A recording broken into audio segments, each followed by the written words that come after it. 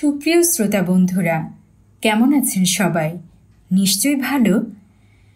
আচ্ছা, ছোটবেলায় ভ্যাম্পায়ার নিয়ে মনে মনে ভয় পাননি এমন কি কেউ আছেন? কি জানি, থাকতেও পারেন যারা খুব সাহসী। তবে ভ্যাম্পায়ারের গল্প পছন্দ করেন না এমন বোধহয় কেউ নেই। আজকে আপনাদের জন্য নিয়ে হাজির হয়েছি ভ্যাম্পায়ার নিয়ে একটি আয়োজন। তাহলে চলুন দেরি না করে শুরু করা যাক আজকের গল্প। সুপ্রিয় শ্রোতা বন্ধুরা, আপনারা আজকে শুনতে চলেছেন ভৌতিক গল্প ক্রোগলিন গ্রাঞ্জের ভ্যাম্পায়ার। শুনতে থাকুন এবং আমার সঙ্গেই থাকুন। ইংল্যান্ডের কাম্বারল্যান্ডের একটি বাড়ির নাম ক্রোগলিন গ্রাঞ্জ। ফিশার নামের একটি পরিবার 100 বছরেরও বেশি সময় ধরে এই বাড়ির মালিক ছিল। তবে গত শতকে তারা বাড়িটি অ্যান্ড্রু, গর্ডন ও এমা নামের 3 ভাই বোনের কাছে ভাড়া দিয়ে অন্যত্র চলে যায়।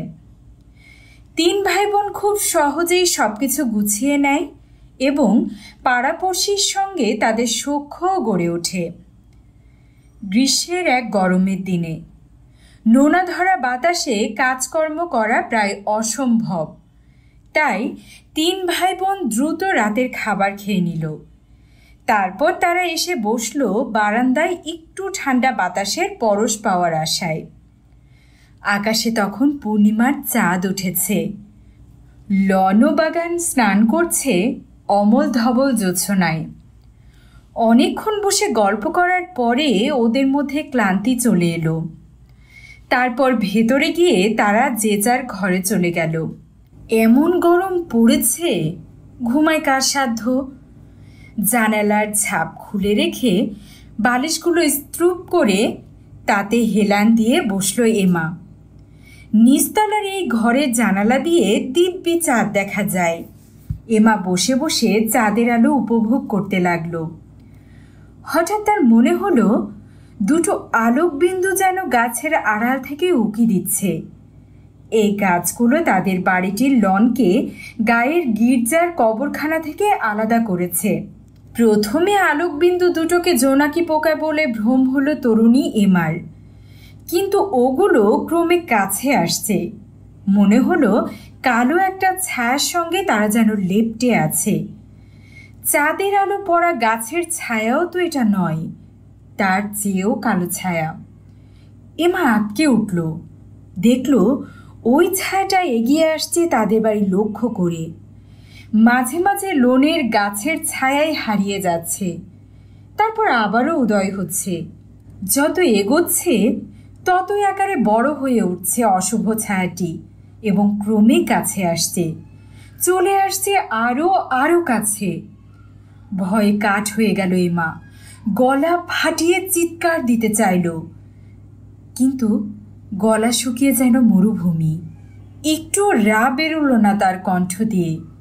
ও নড়াচড়া করতেও ভয় পাচ্ছে, পাছে সামান্যতম শব্দেও ছায়াটা ওর দিকে যদি ছুটে আসে। কাচের জানালা আর কাঠের পাতলা ফালি ওই ছায়া মূর্তিকে এক মুহূর্তের জন্যও রুখতে পারবে না, এটা ভালো করেই জানে মা। আতঙ্কিত মেয়েটি দেখল ছায়াটি হঠাৎ করে একদিকে ঘুরে দাঁড়ালো। ওটা সোজা ওর দিকে আসার বদলে ঘুরে অন্য দিক থেকে বাড়িতে ঢোকার মতলব করছে। এমন ভাবনা মাথায় উদয় হলো এমার। লম্বা কালো ছায়া মূর্তি চোখের আড়াল হতেই সে এক লাফে বিছানা থেকে নেমে ছুটল হলঘরের দরজার দিকে। দরজার গোলাকার হাতলে মাত্র হাত রেখেছে এমা। কানে ভেসে এলো রক্ত হিম করা নখের আঁচড়ের শব্দ। খচ খচ খচ করে কেউ জানালায় নখ দিয়ে আঁচড় কাটছে। ঘুরতেই সে দেখতে পেল একটা বিভৎস বাদামি রঙের মুখ আগুনের মতো গনগনে লাল চোখ মেলে তার দিকে তাকিয়ে আছে। ছায়া মূর্তিটি ফ্রেঞ্চ উইন্ডোতে, যেটাকে ঝুল বারান্দার দিকে মুখ করে রাখা জানালা, যা একই সঙ্গে দরজা হিসাবেও ব্যবহার করা হয়, সেটাই আঁচড় কাটছে। জানালাটি ভেতর থেকে বন্ধ। শক্ত কাঠের এই জানালা ভাঙা সহজ নয়, এই ভেবে এমা একটু স্বস্তি পেল। সে বেডরুমের দরজা খুলে হলরুমে পালাবে ভেবেছিল, কিন্তু টানাটানি করেও শতবর্ষের পুরনো ছিটকিনি খোলা গেল না। নিজের ঘরে বন্দি হয়ে গেল এমা। বাইরের ভয়াল দর্শন লোকটা আবার আঁচড় কাটল সার্সিতে। তারপর নখ দিয়ে জানালার কাচ আটকে রাখা সীসা খুঁচিয়ে খুঁচিয়ে তুলতে লাগলো। আবার চিৎকার দেওয়ার চেষ্টা করলো এমা। বদলে হালকা গোঙানি বেরিয়ে এলো দুই ঠোঁটের ফাঁক দিয়ে। হীরকাকৃতির এক খণ্ড সার্সি হেলে পড়ল ভেতরের দিকে। মেঝেতে পড়ে চৌচির হলো। লম্বা হাড্ডিসার একটা আঙুল সদ্য সৃষ্ট ফাঁক দিয়ে প্রবেশ করল ভেতরে।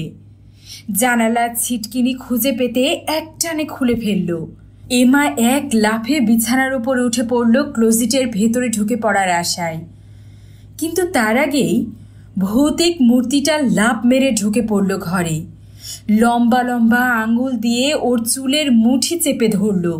তারপর ওকে বিছানার ওপর থেকে অর্ধেকটা শরীর টেনে নামিয়ে গলায় বসিয়ে দিল তার দাঁত। কামড়টা যেন গলায় ভীমরুলের দংশন। যন্ত্রণায় আকাশ বাতাস ফাটিয়ে চিৎকার দিল এমা।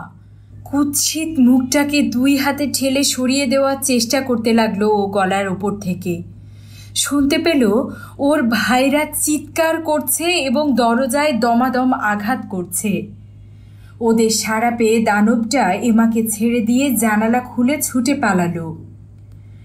এন্ড্রু এবং গর্ডন যখন দেখল দরজা খুলছে না, তখন প্রচণ্ড ধাক্কা মেরে দরজা ভেঙে ভেতরে ঢুকল। ঘরে ঢুকে তারা দেখে তাদের বোন চিত হয়ে পড়ে আছে, অজ্ঞান, গলা দিয়ে রক্ত বেরুচ্ছে। ফ্রেঞ্চ উইন্ডোর ওপাশে চন্দ্রালোকিত লোনে প্রথমে কিছুই ঠাহর হলো না চোখে। তারপর গর্ডন চেঁচিয়ে উঠল, আমি ওকে দেখতে পেয়েছি। সে লম্বা একটা দেহের দিকে আঙুল তুলে দেখালো। ওটা বড় একটা ওক গাছের নিচ দিয়ে ছায়ার মধ্যে ছুটে পালাচ্ছে। একটু দ্বিধা না করে সে ছায়ামূর্তিটির পেছনে ধাওয়া করল। কিন্তু তার চেয়ে দানবটার গতি দ্বিগুণ। প্রকাণ্ড লাফ মেরে মেরে সে দেওয়াল টপকে চার্চের কবরস্থানের মধ্যে ঢুকে পড়ল। গর্ডন পাথুরে দেয়ালটার কাছে এসে শুধু পাথুরে কবর আর ভোল্ট ছাড়া কিছুই দেখতে পেল না। ছায়ামূর্তিটি পালিয়েছে। হতাশা ও রাগ নিয়ে সে বোনের কাছে ফিরে এলো। এমা এতক্ষণে জ্ঞান ফিরে পেয়েছে। এন্ড্রু একটা ভেজা তোয়ালে দিয়ে তার গলার ক্ষত মুছে দিচ্ছে। আজ বাকি রাতটা আমরা পাহারায় থাকবো, বলল এন্ড্রু।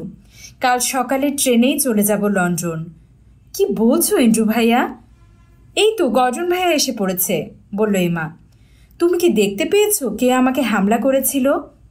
না, তার ভাই বলল। কবরস্থানে ওটা পালিয়ে গেছে। তবে শয়তানটা যেই হোক, এন্ড্রু ঠিকই বলেছে, এখানে আর থাকা যাবে না। যত দ্রুত সম্ভব এই জায়গা ছেড়ে আমরা চলে যাব। মাথা নাড়ল এমা। আমরা এখানে কত ভালো আছি। একটা ঘটনা ঘটলো আর তাই ভয় পেয়ে পালিয়ে যেতে হবে? দুই ভাই তাদের ছোট বোনকে অনেক বোঝানোর চেষ্টা করল, কিন্তু গো ধরে রইল এমা। আমরা এই বাড়িতে 7 বছরের জন্য ইজারা নিয়েছি, বলল সে। আর এখানে এসেছি 1 বছরও হয়নি। এ বাড়ির ভাড়া গুনতে হবে একদিকে, আবার অন্যদিকে নতুন বাসা ভাড়া করার ক্ষমতা আমাদের নেই। বোনের যুক্তি অনিচ্ছা সত্ত্বেও মেনে নিল দুই ভাই। খবর শুনে পরদিন স্থানীয় এক রক্ষী এসে বলল, এ নিশ্চয়ই কোনো উন্মাদের কাজ, কোনো পাগলাগারদ থেকে পালিয়েছে। তবে সে দ্বিতীয়বার আর হামলা চালানোর চেষ্টা করবে বলে তো মনে হয় না। তাই ওরা ক্রোগলিং গ্রাঞ্জেই থেকে গেল। তবে এন্ড্রু ও এমা ওদের ঘর অদল বদল করল। এমা এখন রাতের বেলা জানালার ঝাঁপ ফেলে রাখে, আর তার দুই ভাই গুলি ভরা পিস্তল সব সময় সঙ্গে রাখে। শীতকালটি কেটে গেল কোনো ঘটনা ছাড়াই। তবে মার্চ মাসে একটা ঘটনা ঘটল। জানালার ঝাঁপে নখের খচরমচর আঁচড়ানোর শব্দে ঘুম ভেঙে গেল এমার। তাকিয়ে দেখে জানালার ঝাঁপের ওপরে একটা সার্সি, যেটা বন্ধ করা সম্ভব হয়নি। সেখানে থেকে একটা ভয়ঙ্কর বাদামি মুখটা ওর দিকে কটমট করে তাকিয়ে আছে। ভয়ে গগন বিদারী চিৎকার দিল এমা। তার দুই ভাই পিস্তল বাগিয়ে সঙ্গে সঙ্গে ছুটে এলো। দেখল ছায়ামূর্তিটা লন ধরে ছুটে যাচ্ছে। এন্ড্রুর সঙ্গে সঙ্গে গুলি করল। গুলি লাগলো ওটার পায়ে, তবু ওটা খোঁড়াতে খোঁড়াতে কবরস্থানের দেয়ালের ওপর উঠে পড়ল। দুই ভাইও ছুটে গেল, দেখল কালো মূর্তিটায় একটা পরিত্যক্ত ভোল্টের মধ্যে অদৃশ্য হয়ে গেছে। পরদিন স্থানীয় সেই রক্ষী, কর্তৃপক্ষ ও ক্রোগলিন গ্রাঞ্জের পাড়াপড়শি সহ এমা, এন্ড্রু ও গর্ডনের উপস্থিতিতে ভোল্টটি খোলা হলো। ভেতরে অসংখ্য কফিন, সবকটি ভাঙা, শুধু একটি আস্ত রয়েছে, যদিও ওটার ঢাকনা আলগা।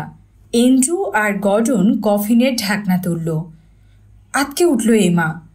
কফিনের ভেতরে শুয়ে আছে সেই বাদামি চেহারার ভয়ঙ্কর মূর্তিটা। ওটার গায়ের চামড়া ঝরে পড়েছে, একটা পায়ে বুলেটের ক্ষত। ভ্যাম্পায়ার শব্দটি উচ্চারণ করার কেউ সাহস না পেলেও সবাই বুঝতে পারল একমাত্র ওই রকম দানবই দিনের বেলা কফিনে শুয়ে বিশ্রাম নেয় আর রাতের বেলা রক্ত তৃষ্ণায় বেরিয়ে পড়ে।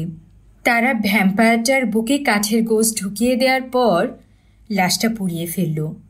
এরপর ক্রোগলিন গ্রাঞ্জে আর কোনো দিন ভ্যাম্পায়ারের উপদ্রব হয়নি।